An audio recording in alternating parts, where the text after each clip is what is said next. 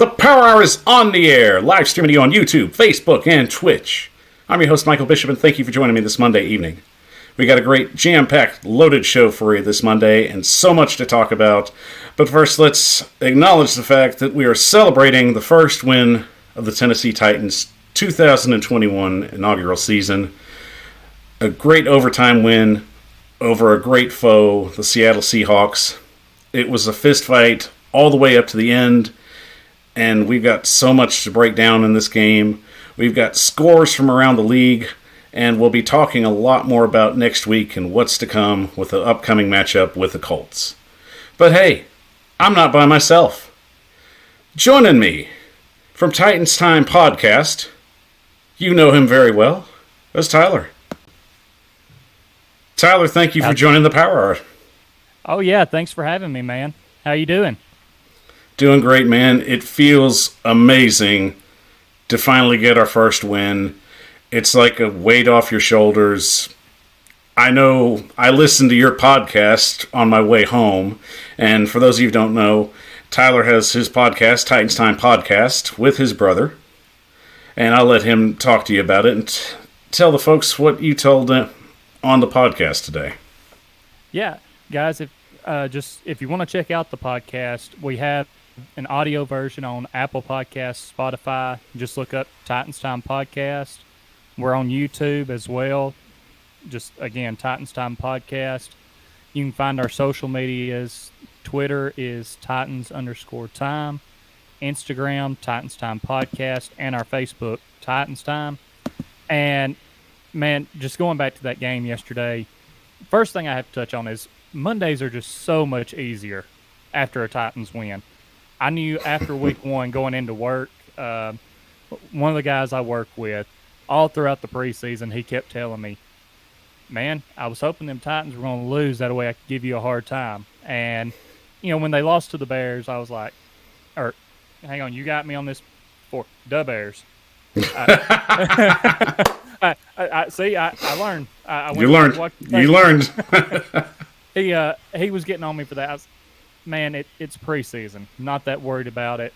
So when the Cardinals got us, I knew going in that next day he was going to be waiting. So I just made sure to wear one of my jerseys to work. And when I came down there, he was like, man, they lost and you're still, he said, you come in still decked out. Yeah, like, you know, it is what it is. I'm still pissed off about the loss, but this game was just, I mean, it's Titans football. We're on the edge of our seat till the end of the game. And like the past couple of years, it comes down to a kicker having to win it for us that we're not sure if he's going to make the kick or not. You know, I'm out here in my living room watching the game with my brother, his fiance, and my wife, and I'm walking around to the back of our couch like, do I really want to watch this kick or not? Like, or do I just want to base what happens off of their reaction? But I watched it, he hit it, and it seemed very – it brought back memories of last year, how we opened up the season, you know, just things not really going the way. It wasn't the prettiest win, but it's a win. Exactly. There's always room to improve. And once again, it just feels like the Cardiac Titans getting us clutching our chests till the very end, and at least this time we come out with a win. And it feels damn good to just get that first win chalked up, especially getting ready for another homestand with the Indianapolis Colts, which we will talk about later. But first, man, we got so much news to cover. Let's get into it. Let's do it. So starting off for our Monday report. Monday Night Football tonight on ESPN. You don't have to watch it, but I mean, that's up to you. I'm not your dad. But it's a game of interest, and I think sometimes they usually have good games. Yeah. And, of course, I'm talking about the Packers and the Lions. The Lions coming off really just another dismal loss. But, hey, so did the Packers. No one saw that one coming. Mm-mm. So, Tyler, what would you say are going to be the keys to the game for both teams going into this matchup? Keys to the game for both teams. I'm going to be honest with you. I don't know if there's really going to be much of a key to the game for the Lions, because after that loss that the Packers had last week, I just feel like they're going to come out on fire this game. And division rival, for the Packers, they're just going to have to get their offense clicking. I didn't get to watch that game last week, but they finished the game with 3 points. So if that's the case, obviously their offense wasn't doing just too much. Not much. And as far as the lines go, I'm going to say the key to the game for them is obviously you want to say get after Aaron Rodgers. I mean, if you can get back there to him, get pressure on him, just not let him have time to do Aaron Rodgers things and extend plays and push the ball downfield, your chances improve some. So Of course, last week Aaron Rodgers looking nothing like Aaron Rodgers. Right. More like one of the characters on his State Farm commercials. Yeah. I'm sure he would have settled for Drake if he could have. But that wasn't going to happen. But I have the Packers in this game. I think it's a bounce back for them.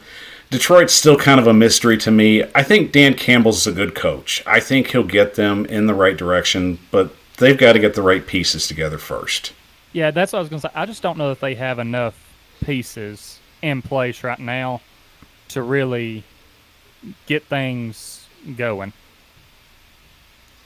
But this matchup will be 8:30 on ESPN HD. If you don't have HD, it's 2021. Get with it, man. Come on.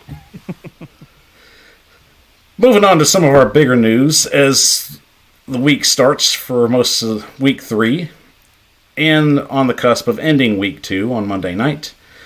Looking at some of the bigger stories, of course, Tonga Viola injured yesterday in the matchup between the Buffalo Bills.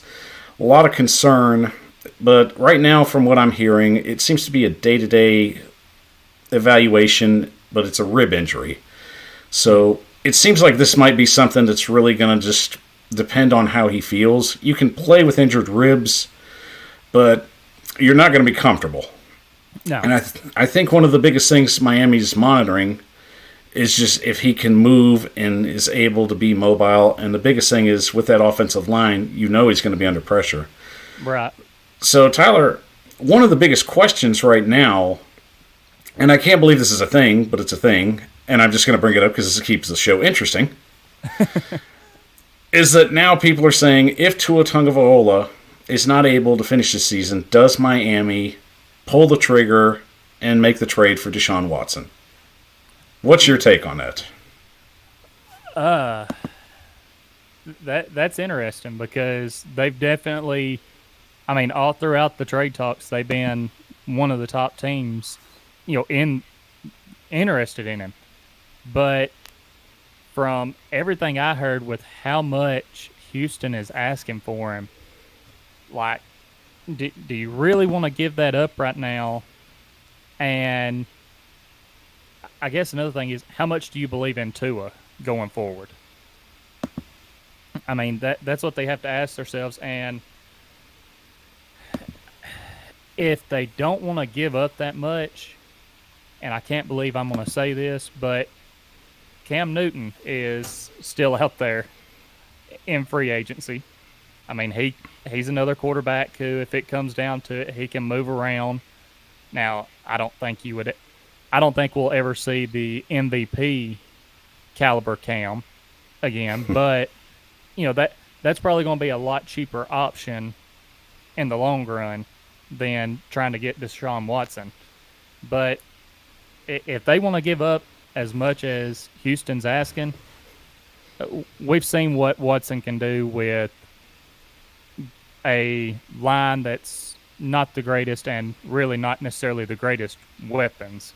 And I think Will Fuller is also there with the Dolphins. So he is, which he's suspended right now still, right? I'd have to check my source, but I think he should be available. If he is suspended, I don't think it was for long. Right. I don't think it was many games, but if they pull the trigger there, that's a guy that he has some chemistry with. So, and I would agree. Well, you think of the teams that would have the capital to pull off that trade. Miami definitely does, especially holding some of the Colts picks from the trade that they did this upcoming year. And Philadelphia is another one. Right. But I don't know how they feel about Jalen Hurts and if they're willing to make that move, especially since we already know Watson has so much controversy clouded around him. And that is just, I said this last night to a friend on Twitter, that is a gargantuan risk for the future of a player that is so uncertain. Yeah, and, that's one thing I was thinking in the back of my mind because, you're really not hearing as much about that right now, but that's got to be the biggest holdup for some of these teams that have that draft capital right now because, if all of that wasn't going on, if you knew that you were just going to get him, not have anything happen where he ends up getting suspended or whatever comes of it, these teams probably would have already pulled the trigger because Deshaun Watson right now is better than Tua and Hurts. I mean, he just is with where he's at in his career. So, agreed. It's really just a situation of, I think they'll just have to keep it monitored, and eventually they're going to figure out as they go along if they want to continue with Tua and if he'll stay healthy enough. And Al Pierce, I agree with you. Dolphins do have holes to fill, and draft capital is everything, especially what we've seen in the last recent drafts. Everyone's holding on to it, and if they can get more of it, they'll trade away guys just to get it because it's as valuable as actually having players itself because you're investing in future. Right, and you talking about Tua's injury to the ribs.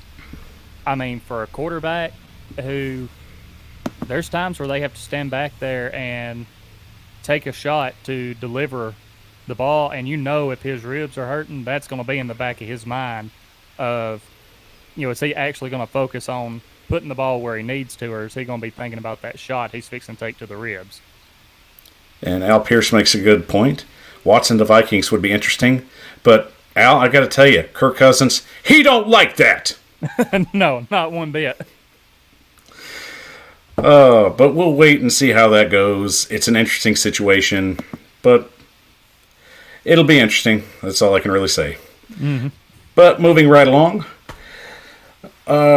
we have some reports, and they're just kind of from various news outlets right now, that Urban Meyer right now is not loving NFL life. And he is looking to bolt for the USC job as soon as he can.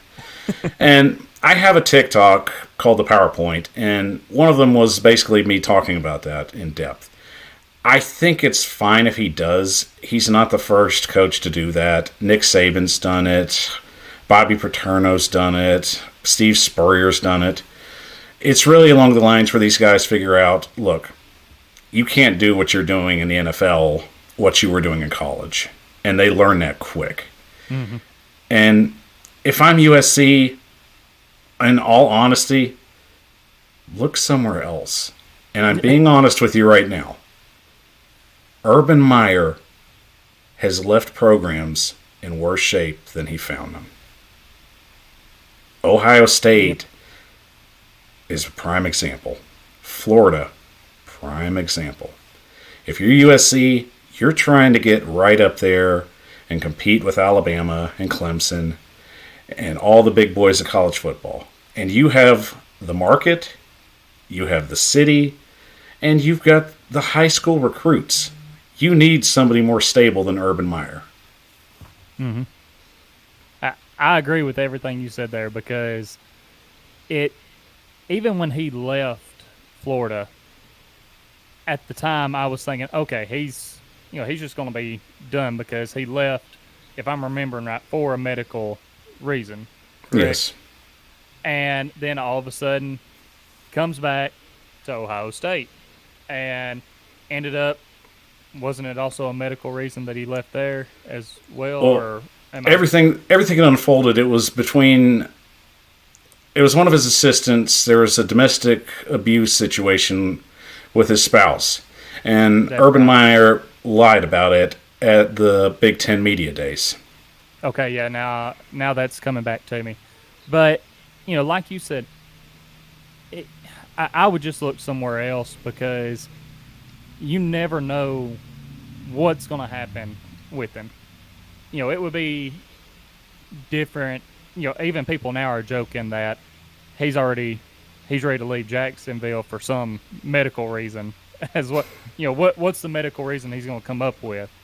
And don't necessarily like joking about people's health, but if you're making the decision to come back to coaching after leaving for a certain reason, how bad was it really at that time? Did you just overcome it, or?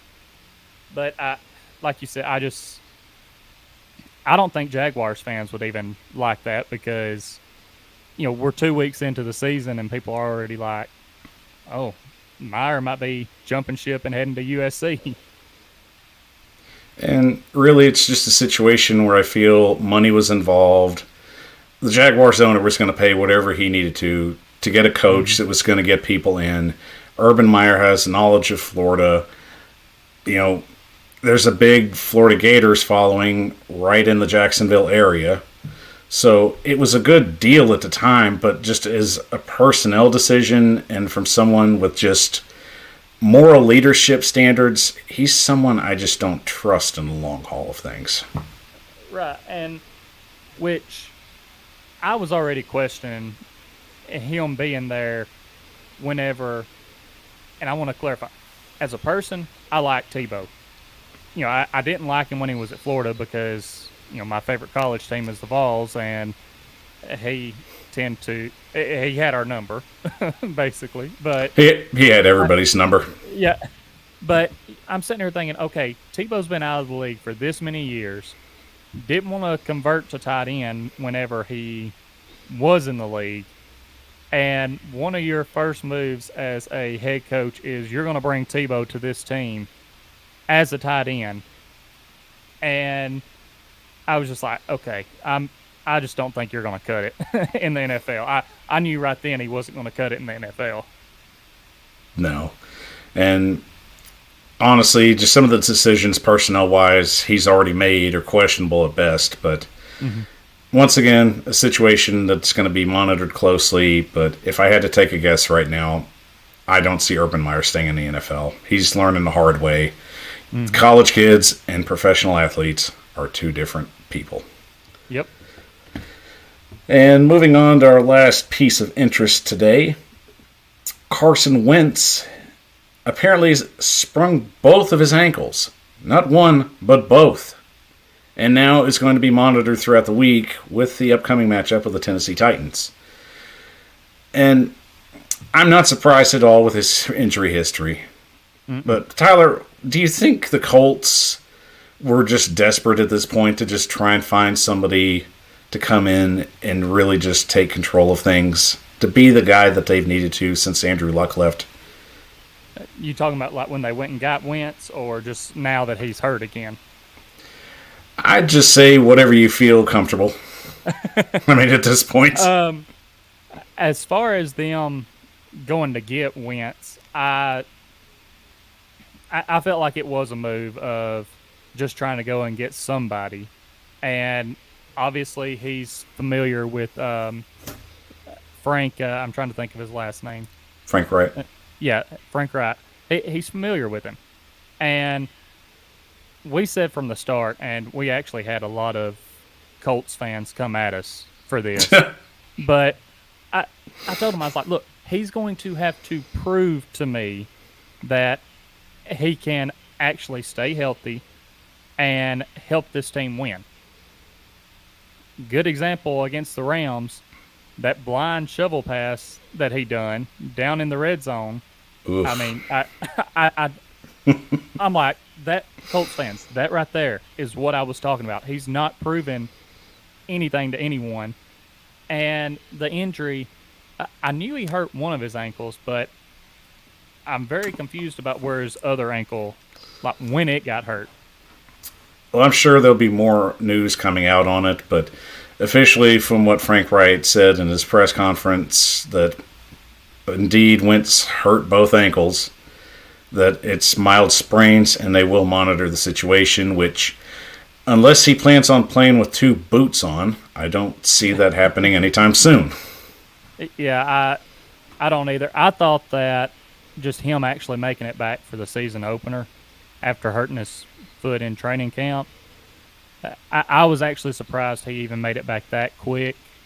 And I did think that he would make it a little bit further into the season before something happened. But as for the Colts quarterback situation now, I mean, I'm trying to think of who all is out there still on the market. I mean, I know we hit on Cam Newton a little bit, but I don't think they would want to go that route. You still have, they have Jacob Eason, who I definitely, unless they just want to take a step back and let him develop more and just kind of throw him to the wolves. But I don't see them doing that right now because they have a team that is, it's built to compete with the Titans for the AFC South and be in, the playoff mix. So that quarterback position is really the biggest thing for them. Of, do you want to take a step back? I already felt like things were iffy with Wentz, and like my wife's in the chat here, like she said, whenever he went out there, I actually told her when we were watching the last bit of that game, I said, Ramsey's fixing to end up with an interception, and sure enough, threw it right to him. Smart lady. And I agree at this point. I think they're just kind of in a bind. They're going to have to try and go with what they have. Especially they're trying to sit on the money that they already need in order to finish paying a few of the contracts out for some of their max guys. So it's just a wait-and-see situation. I wouldn't count on Wentz playing. That's just trying to throw somebody back in the fire on a short-term gain when they need him for a marathon. I've said this ever since after the Cardinals game.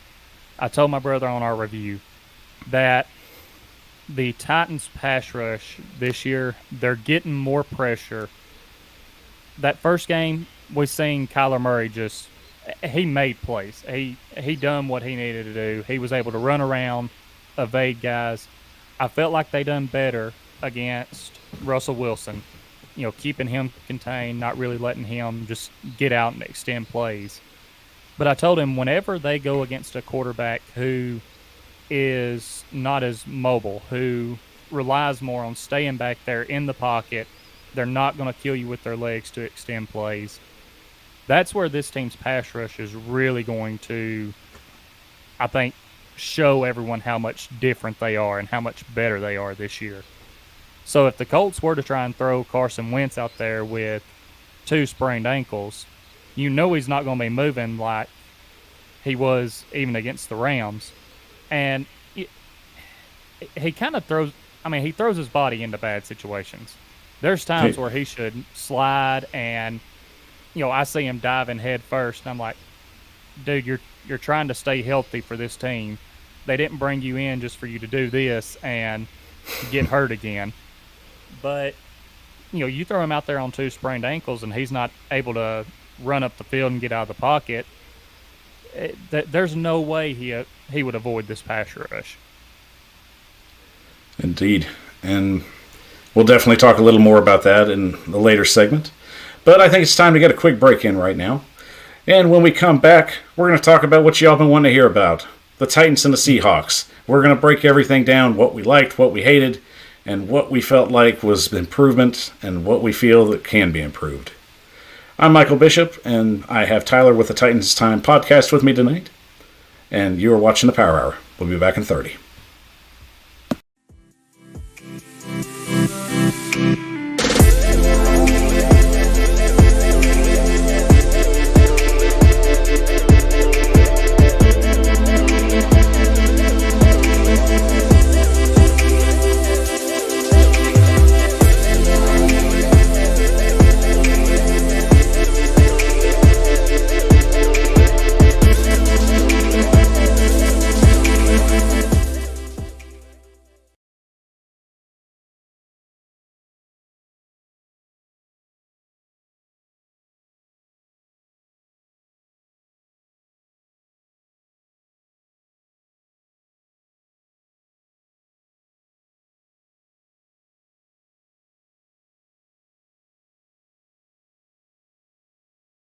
The Power Hour is on the air, live streaming to you on YouTube, Facebook, and Twitch.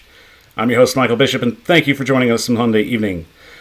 I've got my friend Tyler from Titans Time Podcast with me. He's helping us break down all the action that has happened today.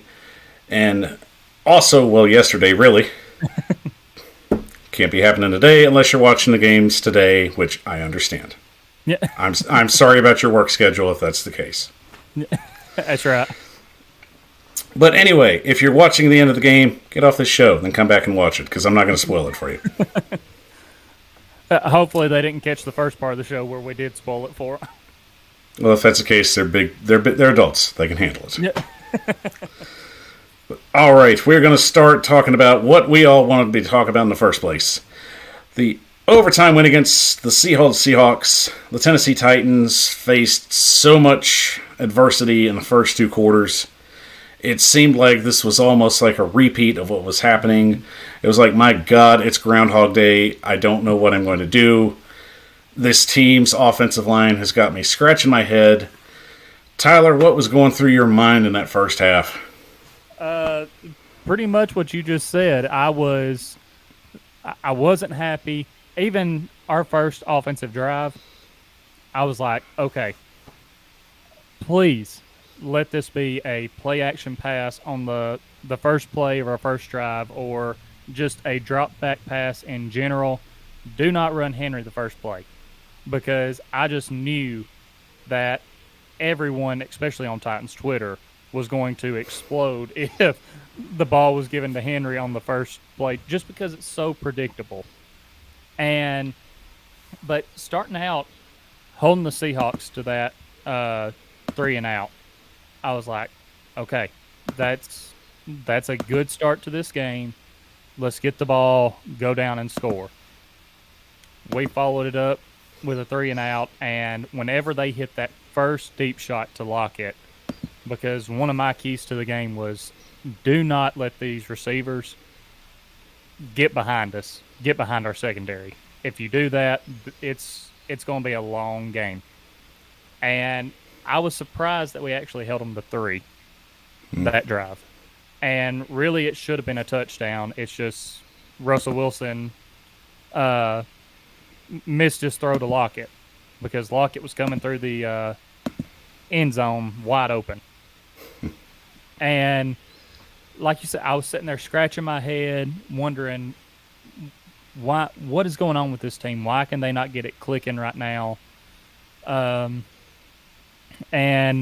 like you said, I was like, we can't get beat down like this 2 weeks in a row. Like, people will feel better about it if we were to at least make it a close game and just got outplayed at the end and the Seahawks won. But if we get blown out again, people are going to be calling for Vrabel's head. People are going to be calling for both coordinators' head. They're going to, pretty much everyone except for maybe Tannehill and Henry, they were going to be calling for their heads. So, just basically just the same 101 stuff. Yeah. Just, it's his fault, all that fun stuff.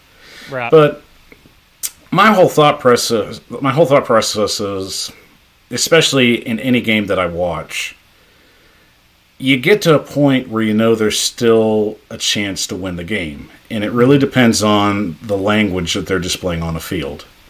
Now, I saw, especially in the Arizona game, just the body language the players had. Mm-hmm. You saw it was the deflation. You saw just the exhaustion.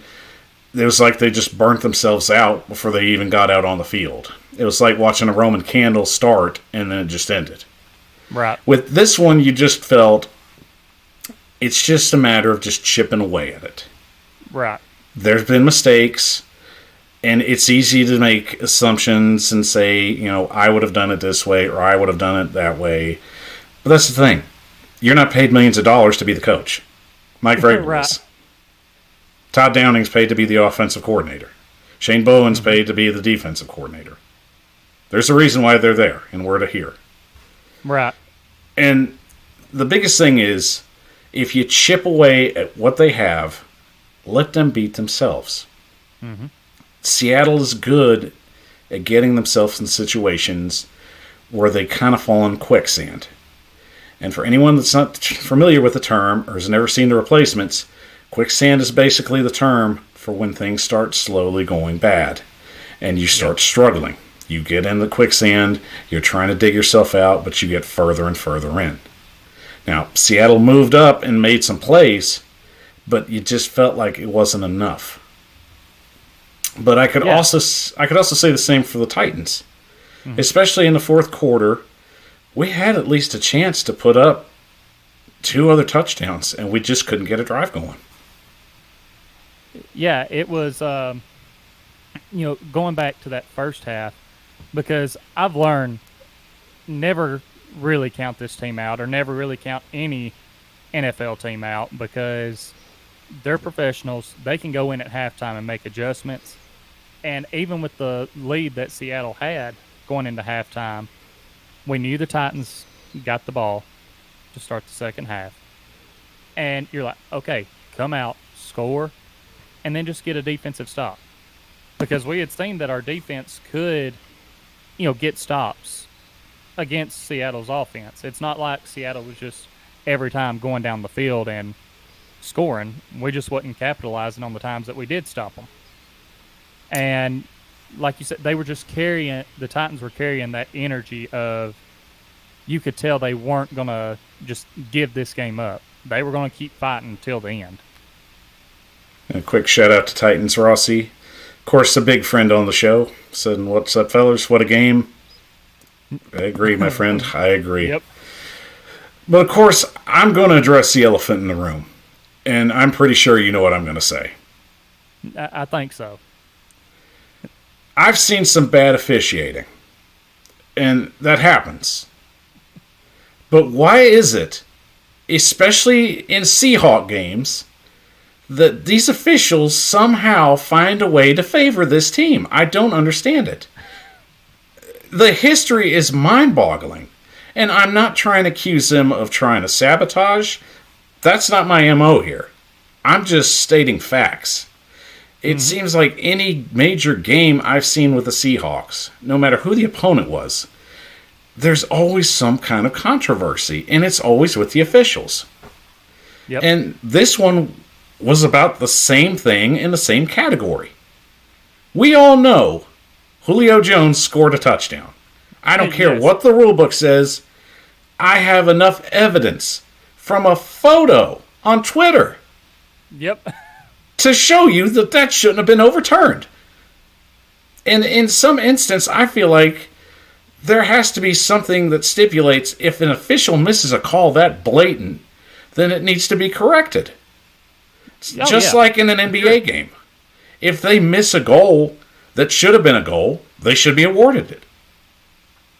Right. Yeah, and I know, like you said, you listened to our recap of the game, and I made a point to my brother. If they would have initially ruled that he was out, then you could possibly make the argument from that side of, like, granted, us looking at it, seeing the photo, we know he's in. But at least at that point, they could have said, like, if they would have called it incomplete, they could have said, okay, there's not enough there. His heel is really close. We can't tell for sure if it's in or not. We're not going to overturn it to where it's a touchdown. But I feel like whatever call was made on the field at that time, that call should have been the call that they stuck with. And they called it a touchdown. And like you said, going back and looking at the photo, if everyone on the internet and everyone watching the game can be sitting there looking and say, that is a touchdown, you can't tell me that the replays that he's seen and all the looks that they're giving him, that he's like, no, that heel was out of bounds. We're going to overturn it. It's like like you mentioned, it's just been a history with big games in Seattle, and you're like, what is going on here? Like, why are they screwing us out of this touchdown? Because we had a lot of momentum with that, for sure. And it definitely took the air kind of out of us going into the half, because you felt that it was just hovering over everybody's head. And it's a woulda, coulda, shoulda situation that should have been a basic is. Mm-hmm. And I saved this because I was going to bring it up next. But thank you, Titan Rossi, for bringing this up because, yes, this was a big deal. And, yes, the sack in the end zone of Russell Wilson should have ended the game right there. Yep. I don't know in what game that a quarterback gets in the end zone and a whistle is blown that's not a safety. Exactly. And, they keep showing, I've seen a picture going around of where it looks like Russ is trying to get the ball back out of the end zone before he throws it. He's trying to fight out of the sack. And I'm like, okay, for a safety, to avoid the safety, you have to get the entire ball out of the end zone. I don't care if, in that picture, if you get a view from the goal line, if he had half of the ball out, it's still a safety. And even ruling him down at the 1 because I didn't hear a whistle at that time. And then, of course, you see him try and throw the ball away. So I'm thinking, even if it's not a safety, then wouldn't the ball, like if they're saying he got the ball out, it should go back to the original line of scrimmage they had. But at no point did I see him being down at the 1. I've looked at that in multiple angles, and the ball may be out of the end zone, but his body is in. So right. That's basically that's a safety. And I've seen many games. It really doesn't matter. Even if he would have thrown the ball right. the way that it had been thrown, that would have been intentional grounding, and that would have resulted safety. Yeah, and them saying that his forward momentum was stopped at the 1. That's what, but he's trying to fight out of that sack still while he's in the end zone. So he's the play had not been blown dead. So if you blow the play dead while he is in the end zone, like you said, safety, game over, and we don't have to worry about our kicker coming out to try and win the game for us. But at least that wasn't the case, and for right now, we can breathe a sigh of relief, especially with the kicking situation. But unfortunately, it just makes you feel good at this point that it worked out. Right, and the other missed call with them giving Chris Carson that first down. I wanted that guy for Super Bowl 34. I want that guy for Super Bowl 34 because we would have scored that touchdown with that call. No, well, it was the woman ref that was standing there. She's looking at it, and you can clearly see. I mean, I even said in live time, before they showed the replay, I was like, he was short. And I do think that Vrabel should have threw the challenge flag. I don't know if it would have done much good with how, they were ruling some things for that. But that was a very favorable spot. I mean, he was a good yard short. I mean, they might as well have just given him an extra 10 just for good measure. Yeah. But I know and I understand that human error is a part of this game. And it happens. Not every crew is going to go out and make the right call. Not every crew is going to get it right 100% of the time. But I can't understand for the life of me just how you could be just so blatantly bad throughout the entire game without any kind of correction moving forward. On some of the calls they did make, they were even questionable. The one Seattle had, they had about 10 penalties for about 100 yards. Mm-hmm. And even looking back at some of those, a couple of those were a little questionable. Right. So I'm giving the Seattle Seahawks some benefit of the doubt here. And I would go as even far as say that if a crew's doing this bad, that they should be benched for at least a game or two. Oh, yeah, for sure. I mean, and I would go probably to the extreme of a couple of games because that gets your point across to other officiating crews of, you can't call this bad and just still be able to go out there the next week or the week after that and get right back in the mix. And I do want to touch on this. I know this call helped us out a little bit, the taunting call that got called on Seattle. I just don't like that rule. that in general for the NFL because, I mean, these guys out there are playing the game that they love.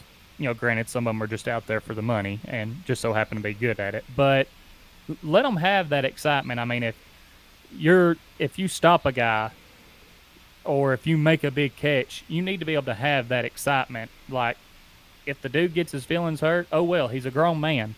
Like, stop him if you don't want that to happen. But, maybe if anything, which I'm trying to think back to that play on if that the taunting got called on, he may have been on AJ a little bit early. I can't remember for sure. But if you're going to throw a flag for anything, like it would have been that, not the taunting. And, again, that's coming from a guy who's always cheering on the Titans, and I'm glad we got the call because it kept our drive alive, but Agreed. Still. When it comes to taunting, as somebody that's played high school ball, I can understand. I don't want somebody in my face. Right. It's a matter of taste. Mm-hmm.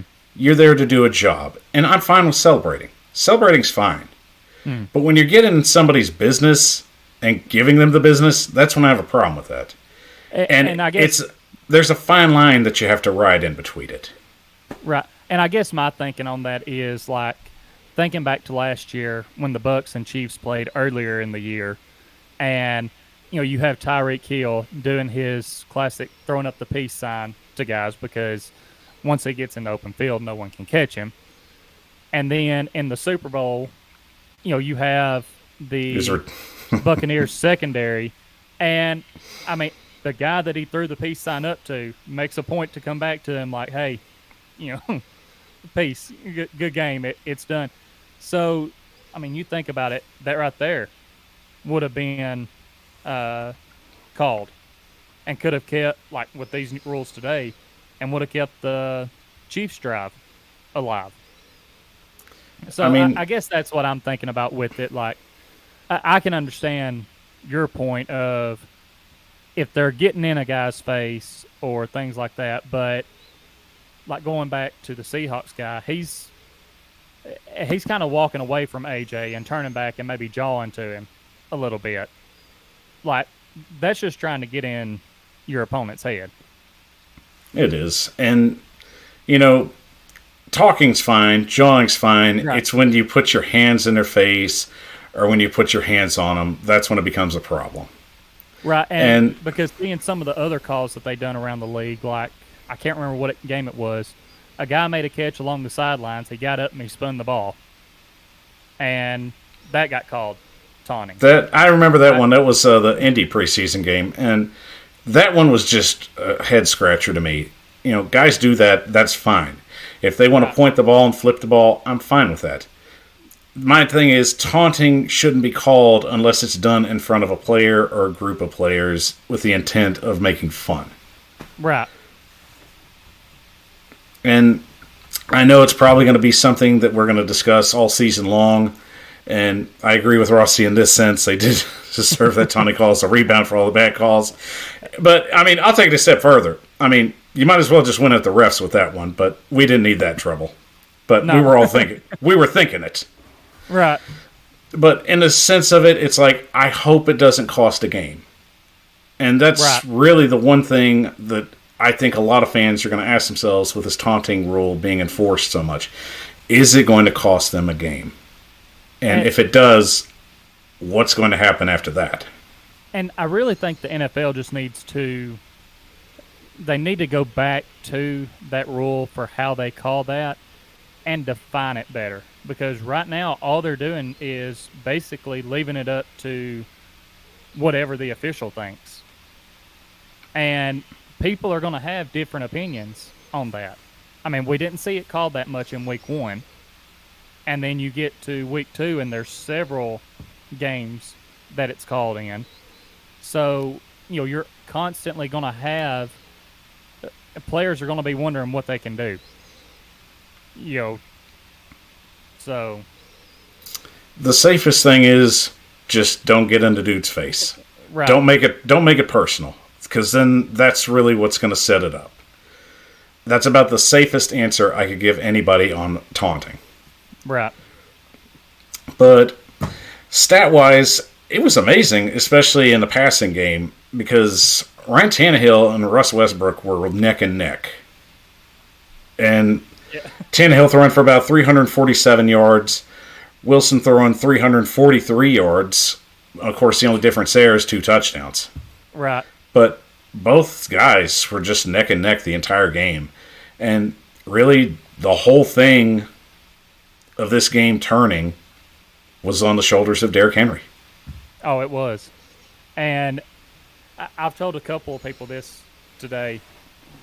That first touchdown run he had where he was going to his right and he just seemed like, I'm not going to go anywhere right here. He switched the ball over to his left hand, ran all the way back across the field. That's one of the better 9-yard runs that I've seen, I guess, in recent history. And I'm like, that right there I knew would be the spark. And then, like, you could tell he was starting to hit his rhythm, and then he come back out with that 60-yarder. And when he hit that 60-yarder, I was like, okay, the momentum has shifted. They have messed up and let him get his mojo going, and it's fixing to be done for him. I felt for that kid that got, side stiff-armed and sent to the stiff-arm graveyard with all the other ones. Just dribbled like a basketball, and, to see him on the sideline slamming his helmet, that just said it all. It did, because that as he's running him down, he's thinking, go low on him. Do not let him catch me with that stiff arm and turn me into a meme or anything. And he's still done it. And it makes me think back to the Titans training camp where you see him running that drill of having the live bodies coming at Henry's shins and feet, and he's reaching down to stiff arm him. And you're kind of thinking at the time, like, all right, is he really going to be in that situation where he's stiff-arming anyone that low? This answers the question, yes. Yes, he is. Well, I'm sorry, kid. You're on T-shirts. You're in memes. NFL memes has you up. It's done. Yep. Welcome to the club. Josh Norman will get you your jacket. Hey, it happens. If you come at the king, you best not miss. Kenneth Carey, he really did bounce. He did. He got a he did. He got a good basketball bounce on him. That's a good Wilson basketball bounce. Yeah. But of course, got to give love to the kicker tonight. Bullock, 4 for 5. The one doesn't upset me as much, but 15 points, and it was a big difference maker there. Having that reliability. It's hard to say we have our kicker right now, but you definitely feel really good about knowing that he's handling the responsibilities right now. And especially if you've seen a lot of video off of him, you see more of the missed field goal from when he played the Chargers. That's really the one highlight that he has, like, on YouTube. So right. It's a great redemption story. It is, and like you said, it feels like we have our kicker for now. I mean, yes, he missed one, but he made the one that mattered. Exactly. And that's what it comes down to. If they can make the one that matters, like, granted, I don't want him going out there and missing. If he'd have been 1 for 5 and made the one that mattered, okay, good job on making that, but we wouldn't have been in that situation if you'd have made the others. No. But it just feels good to have that momentum. Hopefully he can keep that confidence, especially in the upcoming game against Indy, which we will break down coming up shortly. But we've shared our love with this game. It was a hard-fought overtime win, and it just feels good to finally just scratch one on the board.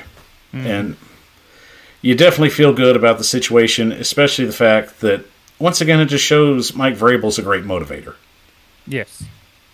It does, and even, I'm not sure if you've seen it yet, but the video in the locker room after the game where Vrabel's talking to the guys and then Henry talking to them, he's becoming more vocal, and even, week 1, you go back to that where he's on the sidelines just basically chewing the offense's ass out. Like, guys, come on.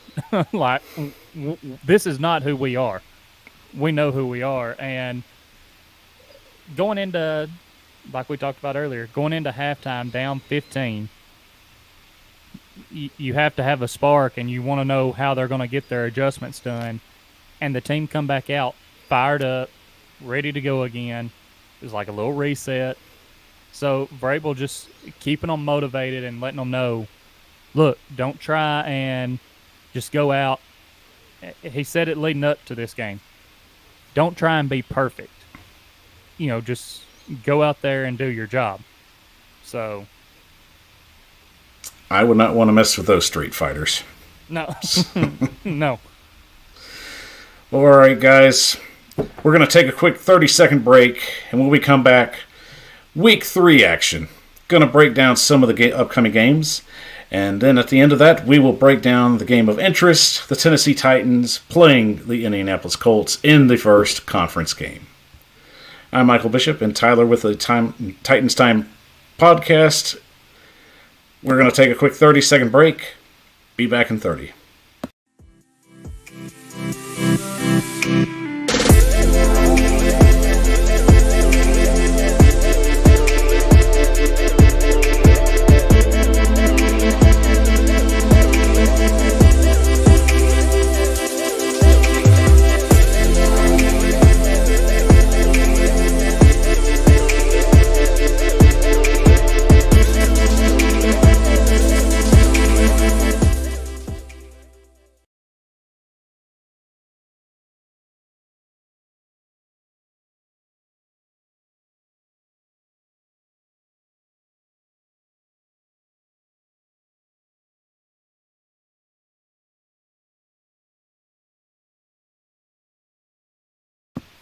The Power Hour is on the air, live streaming on YouTube, Facebook, and Twitch. I'm your host, Michael Bishop, and thank you for joining us this Monday evening as we continue the show. I'd like to thank my guest tonight from Titans Time Podcast, Tyler, for joining us. It's been a great show, buddy, and we have really enjoyed having you here. And I wanted to make sure you give a shout out to the fans and let them know where they can find you. Oh yeah, thanks for having me on. I've been looking forward to this, and we're definitely going to have to get you to come on our podcast sometime. But if y'all want to find the podcast, check it out. We have the audio version. All you have to do is go on Apple Podcast or Spotify, and I believe there's a couple others, but just search Titans Time Podcast. On YouTube, it's Titans Time Podcast. Our social medias, Facebook is Titans Time, Instagram, Titans Time Podcast, and Twitter, Titans_time. And don't forget, you can also get gear of the Titans Time Podcast. Oh, yeah. If you want to check out the merch, we have shirts, phone cases, shorts.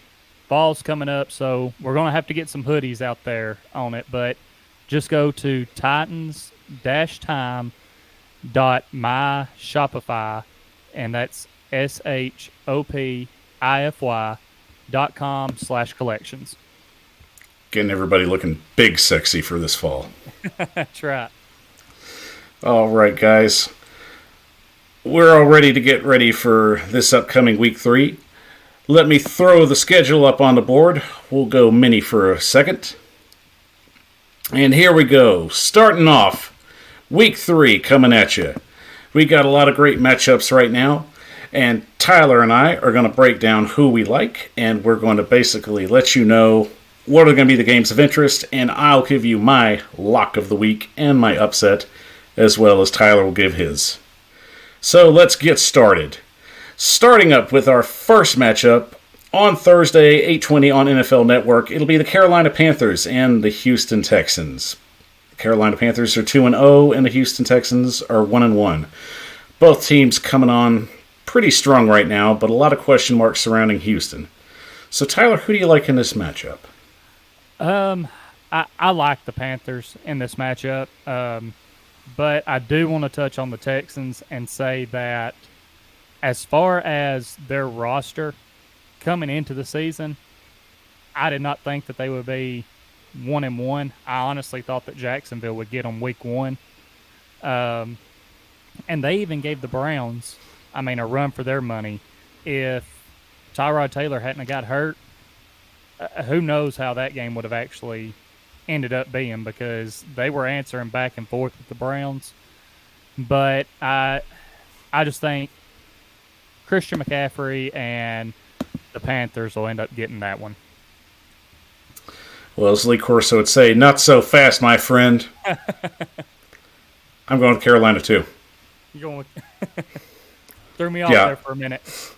Yeah, Tyrod Taylor injury, I believe they said that he's going to miss multiple weeks from a report earlier today.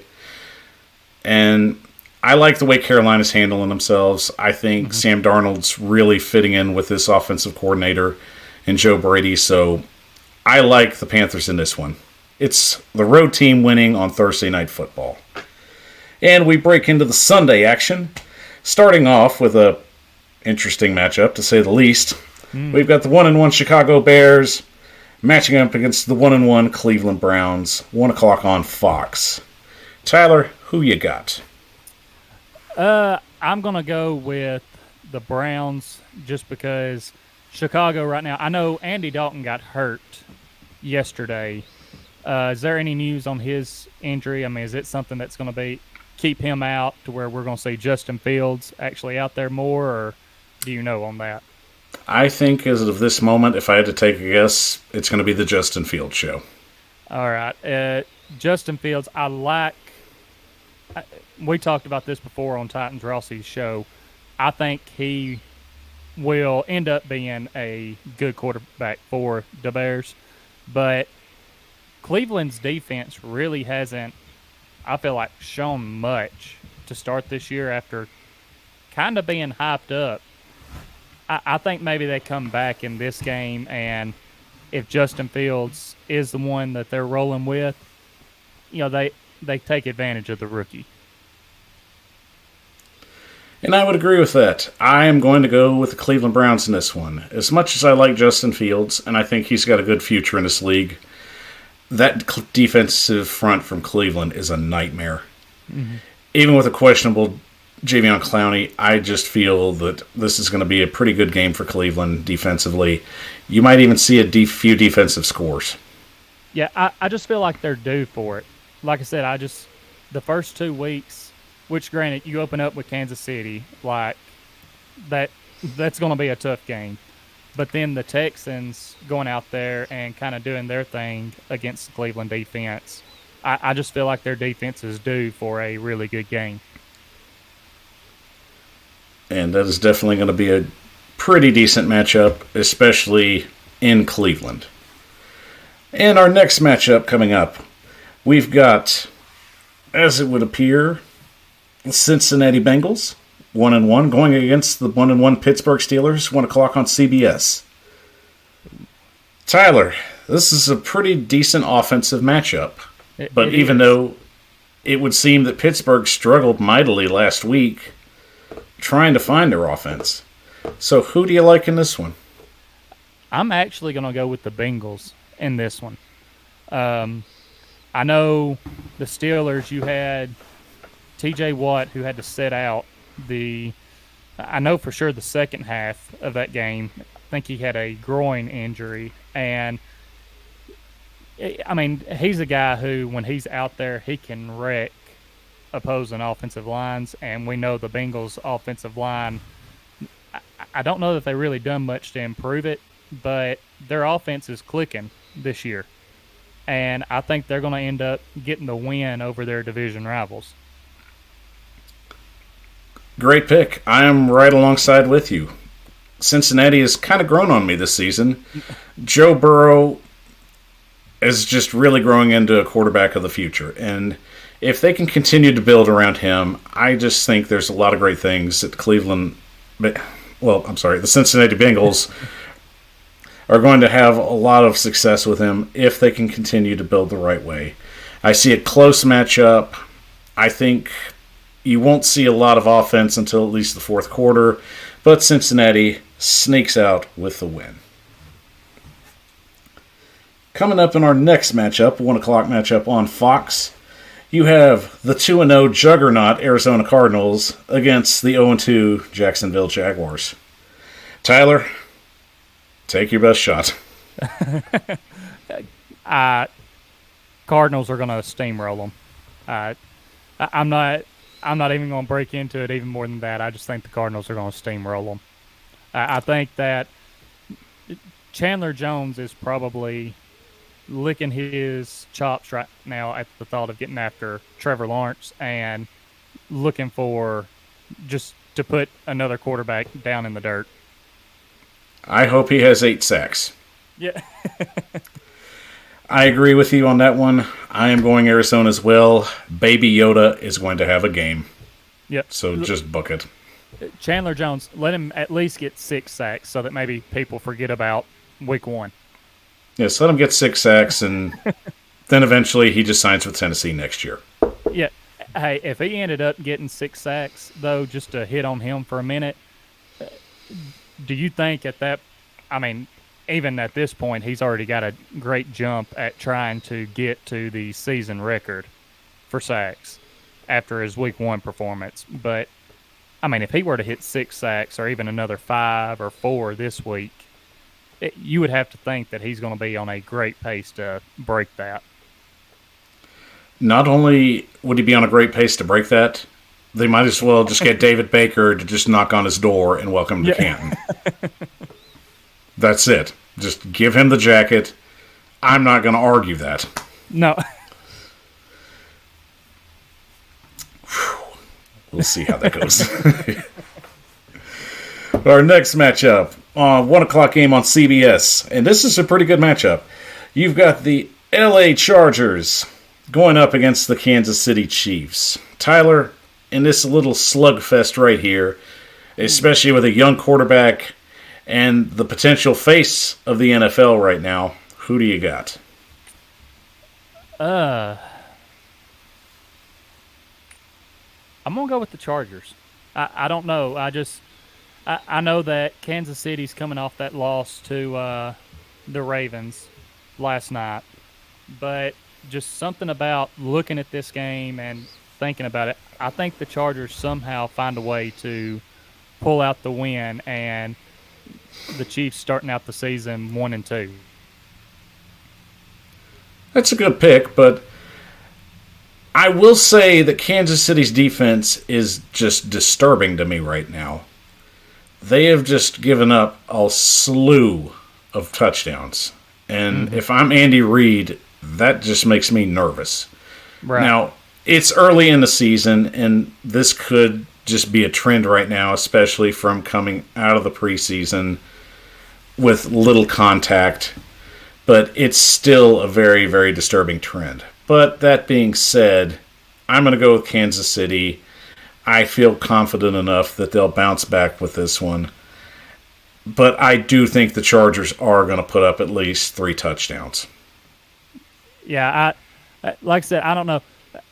Looking at it, my part of me is like the Chiefs are going to be looking to, after this past week, they're going to be wanting to get out there and just get back into their form and show teams why they're one of the top teams in the league. But just something about the Chargers, it pulled me to them. Definitely a great matchup of interest, but Tyler will definitely go with the Chargers in this one, but I like the home team in the Kansas City Chiefs. Moving on to our next game of interest. 2 0-2 teams meeting up at 1 o'clock on Fox. The Atlanta Falcons taking on the New York Giants. And it's a really questionable game with 2 offenses that should be better than what they're putting out on the field right now. Tyler, who's going to be the one to finally get a win? Man.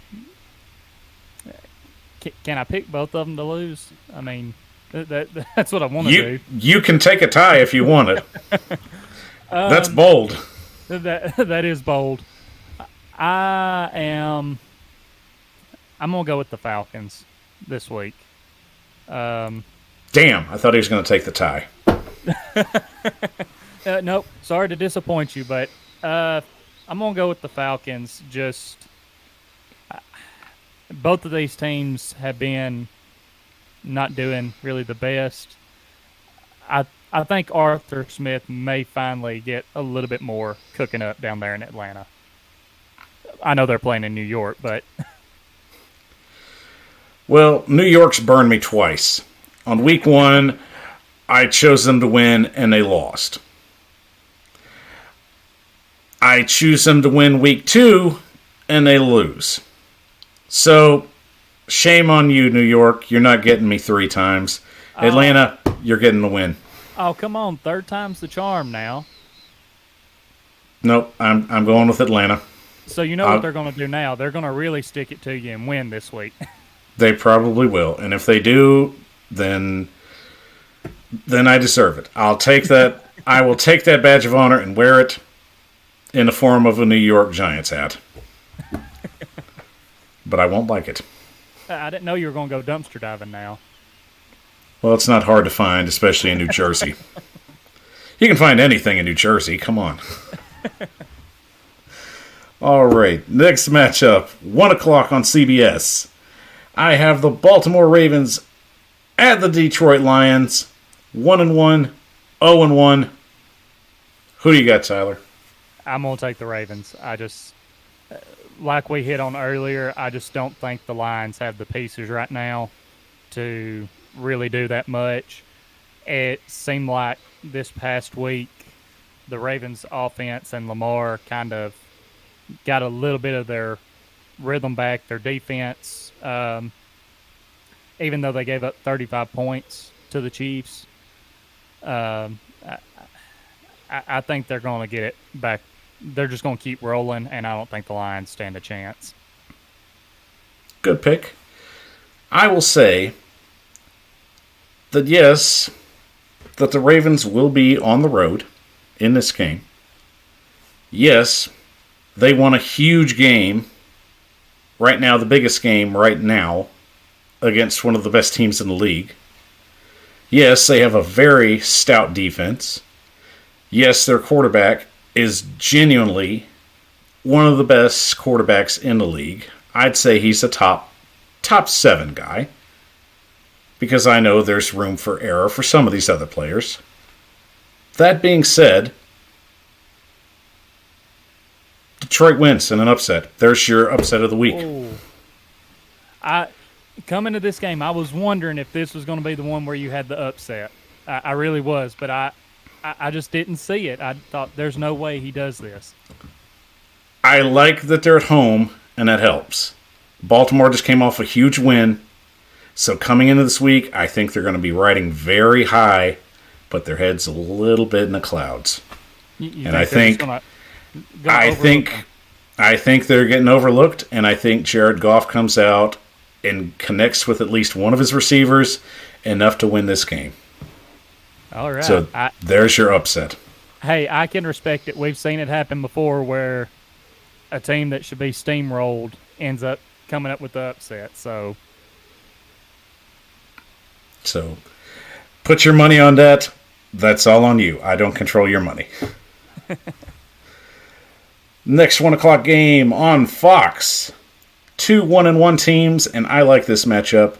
The New Orleans Saints against the New England Patriots. Tyler, which of one of these soon-to-be future Hall of Fame coaches is going to outsmart the other? Patriots are going to win. They're at home. We've seen the old Jameis Winston come back out this past week.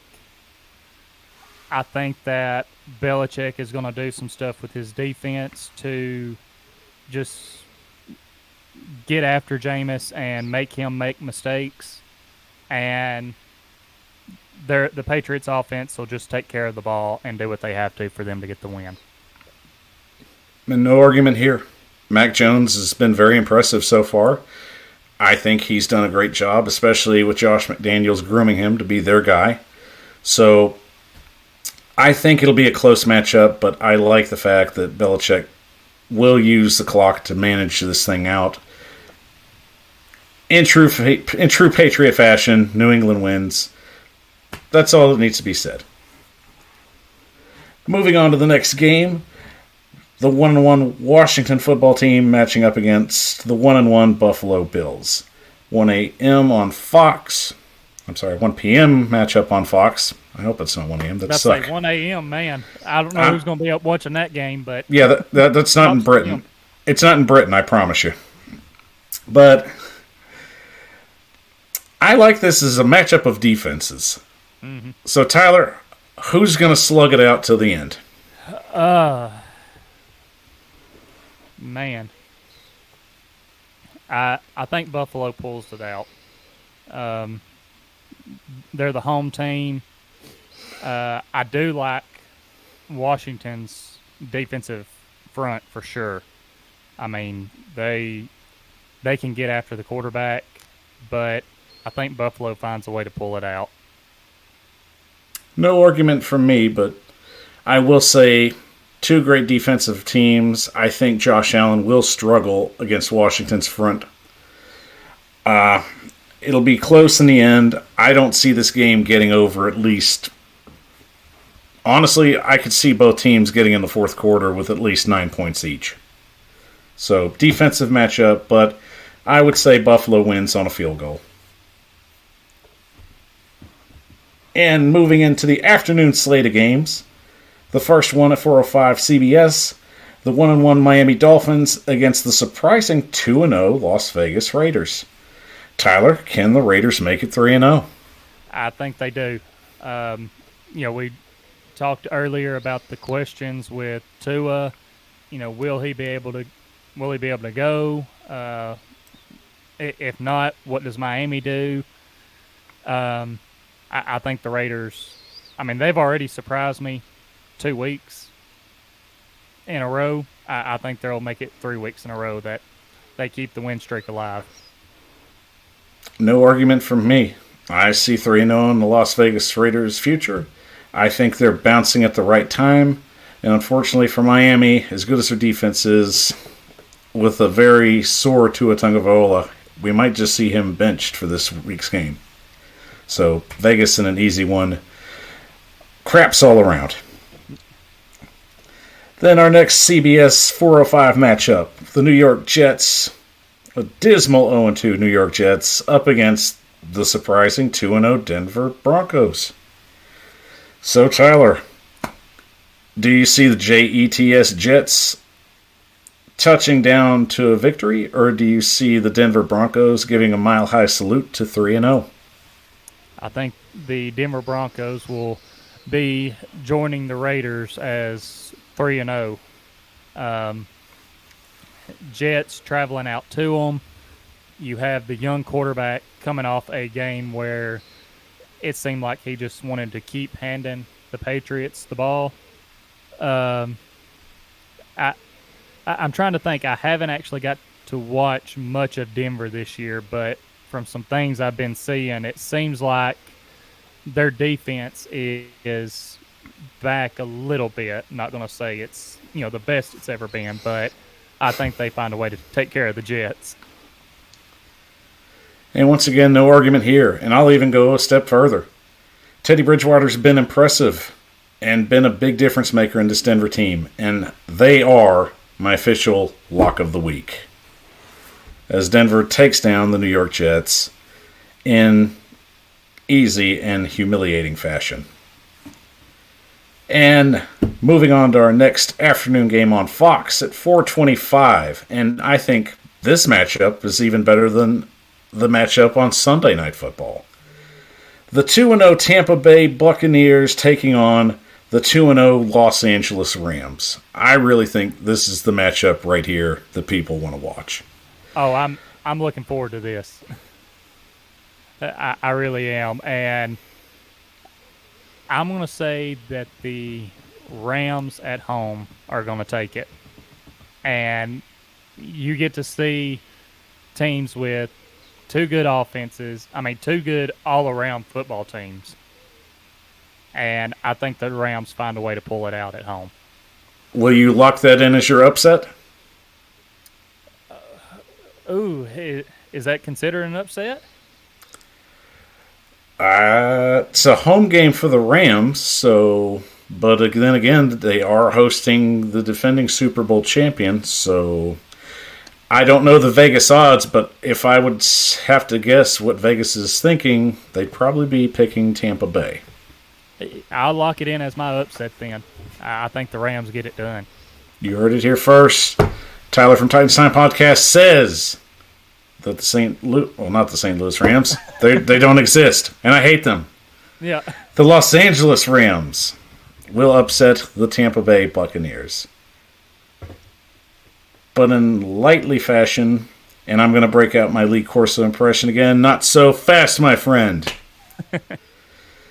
Tampa Bay is the road team. The LA Rams defense is stout and impressive, nonetheless. Tom Brady is Tom Brady. And it's easy to say this could be his first loss of the season, but I won't. He's on a hot streak, and I think he'll throw a few interceptions, but I see the Tampa Bay Buccaneers pulling out a win on the road. Does Gronk continue his streak of 2 touchdowns in a game? I think Gronk will get 1, and that will be it. I think Tom Brady will heavily have to rely on his other receivers of Godwin, Antonio Brown, and, of course, Evans. So expect the 3 to get a slew of catches. Moving on to our final afternoon game. On Fox 425, the 1-1 Seattle Seahawks are matching up against the so angry 0-2 Minnesota Vikings. If there's any way you could feel sorry for the Minnesota Vikings anymore, or just feel for the fact that they can't get it right on kicker, can you just give them a little bit of sympathy, Tyler? Is there a win coming their way? I don't think so. I think after losing in overtime at home in front of their fans who, they haven't got to play in front of for over a year and a half, Seattle's going to come out pissed off. I mean, DK Metcalf this past week did not have his best game. We've seen Christian Fulton get in his head. And I think DK ends up coming out and has a huge game against the Vikings. I like that pick.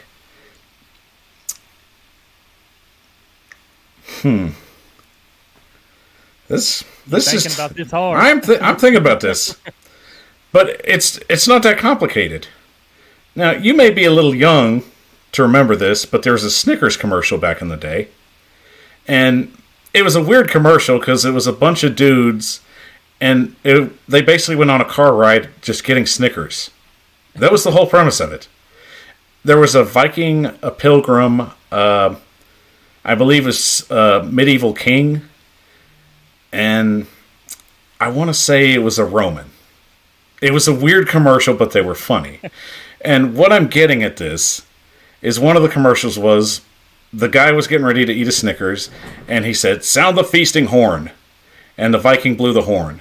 And then when he put the horn down, he smacked the Snickers out of the guy's hand. Mm-hmm. And he said, "The feast, it's ruined." And the guy put the horn up to his mouth, and he went, "Wah, wah." Which is exactly what's going to happen to the Minnesota Vikings. I like the Seahawks in this game. So yes, there was a point to that. Yeah.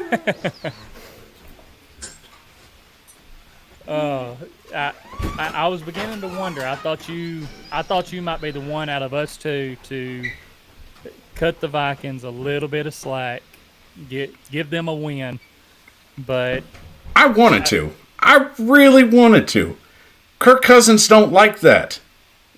But I don't like when they miss kicks, so we're even. Oh, I'm gonna get it from these Minnesota fans, man. No, they're gonna get after you.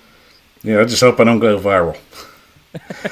All right. Hey, well, we're gonna be tweeting you out and make sure that they all see this. Hashtag Save Power Hour. Oh man. All right, on the NBC 8 o'clock game, You have the 0-1 Green Bay Packers against the 2-0 San Francisco 49ers. Both teams are really matched up well. So, Tyler, who do you like with the 49ers having the home field advantage? This one's tough because, we only have one game from Green Bay to go off of at this time. We know they face the Lions tonight. I'm going to go with the Packers. I think they're going to get things moving tonight, and then they'll end up going to San Francisco and just keep things rolling for the time being anyways. And I'll agree with you. I like Green Bay's momentum. I think, especially probably coming off what might be a win tonight, I think the momentum will get moving. I think Aaron Rodgers will have his flow. As good as San Francisco is, I think Green Bay's the much better team. I still think they're an NFC Championship contending team. They're right under Tampa Bay, and only Green Bay can beat themselves. And in this matchup, I've got to go with Aaron Rodgers. So, safe bet right there. Then on our ESPN matchup for Monday Night Football, always a great watch, always great storylines. It's always an interesting game. The Dallas Cowboys and the Philadelphia Eagles, both 1-1. Tyler, in this NFC East rivalry, who do you like? I'm going to go with the Cowboys. Dak is back this year. The Eagles, I feel like they struggled against the 49ers. We've seen the Cowboys, especially opening night against the Bucs, be able to go out and put up points. And I think that they'll edge the Eagles out in this game. And no argument here. I like the Cowboys in this matchup as well. I think, like you said, Dak is back. Zeke is doing enough to keep them competitive. And I really feel that they're getting their feet under them. And you saw what the Cowboys should be playing like, especially yesterday's matchup against the Chargers. So I like the momentum they've got. I think they're going to have a pretty good September to finish out the month. So give me the Cowboys in the Monday night matchup. No problems there. Well, all right, guys. It's the matchup we're putting at the end. They saved the best for last, and it is the 1 o'clock matchup on CBS. Your Tennessee Titans up against the 0-2 Indianapolis Colts. Tyler, in this AFC South matchup, where it is time to show the dominance and turning of the tide, have the Tennessee Titans come to the point to show the Colts, this is our time? They have to. The Colts have just been coming down to Nashville and taking care of the Titans too many times. The Titans, right now, coming off this big win in Seattle, they need to, and the Colts being 0-2, this is the time that we put our foot on their throat and make them go 0-3, put them in that hole. Don't let them come out and get a division win against us, especially since I'm going to assume that Carson Wentz isn't playing. And if he does play, he's not going to be moving around like he has the first 2 weeks, and it will be a long game for him that he will definitely need an ice bath afterwards and probably the next day from where our pass rush is getting to him. The Titans just need to put the Colts down right now and try to knock out any confidence that the Colts might try and build. Agreed. And stay out of my notes. Taking foot on their throats. You swagger jacker, you. But I agree with what you said. Exactly. But I agree with you with all the points. I think one of the biggest things Tennessee has to do to establish themselves, especially with the Colts, get Julio Jones involved early and often. You got him here for a reason. Tear their secondary apart. Yes, and A.J. Brown, is he going to be due for a bounce-back game? He had some people have said 4. They've come back and said 3. Either way, he was dropping catches that he normally does not drop. And we seen it with Julio after the first week. Julio knew that he didn't do his best, that he could have been a lot better. And he come out against Seattle and had some big catches. So now you have AJ who dropped some passes. Does he come back against the Colts and have a big day? I think the big thing right now is AJ's got to hit the jugs machine. He's got to just start getting his catching down. He's got to get his timing down. You definitely see he's moving too quick before the ball gets there. So I think it's a timing issue. I think he was targeted 9 times, and he dropped 4 of those. So right now, I think the best thing for him is to get out there, work on the catch, work on your timing. This has got to be your week. You got to have Julio working one side, and you got to be working the other. Do what this offense was meant to do. Get the ball down the field and get this defense frustrated to the point where they forget about Derrick Henry. Yes. And then Derrick Henry shows up. And you also have to wonder, I know Xavier Rhodes was out this past week. Is he going to be out again? Because if he is, I can't remember who their corners are right now after him, but they don't have their top guy. And we have 2 really good receivers. And honestly, I would love to see Henry have a big day against the Colts whenever DeForest Buckner is still there in the middle. Because going back to last year, we caught so much, and even the first part of this year, we've caught so much crap from Colts fans talking about how, oh, well, that game that Henry had, DeForest Buckner was out. He was out. I would love to see us have to stretch that Colts defense out to where Henry just has a massive day, even with DeForest Buckner in there. It definitely goes back to the Seattle game. The offense is going to have to gas that defense. Mm-hmm. Gas them often and early. And when it comes down to the fourth quarter, that's when you win the game. You can play the game, but you have to win in the fourth quarter. And I think that's the message Tennessee has right now. They can get down, they can struggle, but they have to put things together in order to win the game in the fourth. I agree. So, all that being said, what's your final prediction for this matchup? We going with a score here? We'll go with a score. We'll keep it nice and vanilla. I'm going to go the Titans win. I'm going to go 31-17. All right. Going 31-17. I will go Tennessee wins by a touchdown. And I think it'll be a late fourth quarter touchdown. But Tennessee wins 35-31. You think the Colts offense is going to have success even if Eason's back there? I think the running game's going to be the Colts' difference maker. And they can run the ball. And they can. One of the things we've struggled with, especially when somebody gets the run going, our defense gets a little sluggish, especially if they're going to run east to west. So it may be a different story. I may be wrong, but I hope I'm wrong. But I hope in the end it just results in a win. So that's all that matters. I was just about to say that's all that matters as long as Tennessee wins it. That's all that matters indeed. That's your Week 3 predictions from my friend Tyler from the Titans Time podcast. All right, and we can catch our breath. Whew. Well, Tyler, thank you for joining me on this show tonight. We've had a great time. I know the audience has had a great time. We've had more messages than I can really even remember the show ever having.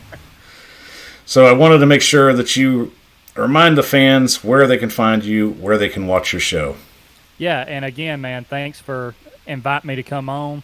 It's been a blast. It's been fun going back and forth with you, getting your viewpoints on certain things. Like we said earlier, great minds must think alike because there was a lot of the games coming up this week that we were on that same brainwave there. We're just clicking. That's all it is. But anyone who wants to check out the show, you can find us on Apple Podcasts and Spotify. Just type in Titans Time Podcast. YouTube you can find us Titans Time Podcast. Social medias, Twitter is Titans_time. Instagram is Titans Time Podcast. Facebook is Titans Time. And if you want to check out the merch and just see what all we have out there, just go to titans-time.myshopify. That's shopify.com/collections. And once again, I want to thank Tyler for joining me on the show tonight. Just amazing intake, amazing analysis. It's great having guys on the show that love talking football and just have a great mind for the game. So Tyler, once again, thank you for joining me on the show. And make sure you check out his show and his podcast. Him and his brother do great work. I highly recommend them if you're looking for something new and fresh and a cooler perspective on this great game of football. Appreciate that. And again, thanks for having me on, man. You're welcome, sir, and thank you for joining us. And to my audience, I want to thank you for joining us. Once again, you're the reason why I get up and enjoy doing these shows. This show grows because of you, and I wanted to remind you, if you love the show, help it grow. Like and subscribe today. Don't forget, you can catch The Power Hour on Facebook, Twitch, and Twitter at The Power Hour 615. And don't forget, I also have weekly TikToks called PowerPoints. So make sure you check me out at The Power Hour 615 on TikTok to check out the daily PowerPoint. Well, I know you all are dying to get on and watch that Monday Night Football game, so I don't want to hold up anybody else. Thank you for joining us on the show tonight. Once again, for Tyler from Titans Time Podcast, I'm Michael Bishop with The Power Hour. Have a great night and an even better tomorrow. Take care and tighten up. Thank you for watching The Power Hour. And don't forget to like, subscribe, and ring the bell for more content. And you can also follow us on Facebook, Twitter, Twitch, and TikTok at The Power Hour 615. Thank you and have a great night.